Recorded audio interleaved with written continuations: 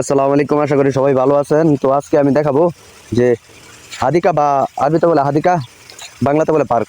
পার্কের এরকম ঘাসের মধ্যে কিভাবে পানি দেওয়া হয়। একদিন পানি না দিলে ঘাস মারা যাবে, কারণ সৌদি আরবের তাপমাত্রা অনেক বেশি, তার কারণে প্রতিদিন পানি দিতে হয়। তো পানি কিভাবে দেওয়া হয়, এই যে ছোটখাটো একটা ছোট অনেকগুলো ছোট এরকম ছোট ছোট অনেকগুলো মেশিন লাগানো আছে।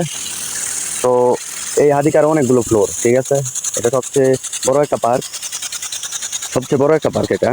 তো এটার মধ্যে অনেকগুলো ফ্লোর। তো এই প্রত্যেকটা ফ্লোরের মধ্যে এরকম মেশিন লাগানো আছে। এটাকে আরবিতে বলে রেশাস বা নিঃশ্বাস। তো এই রেশাস গুলো লাগানো হয়েছে। তো এটা এই আদিকের মধ্যে দুইটা মোটর লাগানো আছে, হাউসের মধ্যে দুইটা মোটর লাগানো আছে, দুই সাইডে দুই মোটরের পানি দেয়। তো প্রত্যেকটা ফ্লোরের মধ্যে এরকম লাগানো আছে।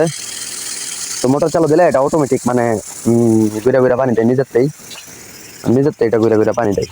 খুব সুন্দর একটা দৃশ্য দেখেন, খুব সুন্দর। এটা অটোমেটিক ঘুরে ঘুরে পানি দিতে, অটোমেটিক। ওই সাইডেও চলতেছে এরকম। তো সৌদি আরব তাপমাত্রা দেখা গাছগুলা মাঝখানটা একটু মারা গেছে। এমনি গরম কম থাকলে পার্কের দৃশ্যটা অনেক সুন্দর হয়, অনেক সুন্দর হয়। তো এরকম এরকম রেশাস মানে বন্ধ অবস্থায় দেখায় রেশাস গুলা কিরকম হয়।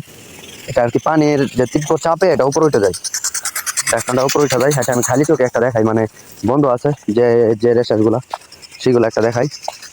এই এরকম রেশাস গুলো এরকম হয়। তো যখন মোটরটা চালু দেয় তখন এটা অটোমেটিক মানে পানির তীব্র চাপে এটা উপরে উঠে যায়, এটা উপরে উঠা তারপরে ঘুরে ঘুরে পানি দেয়।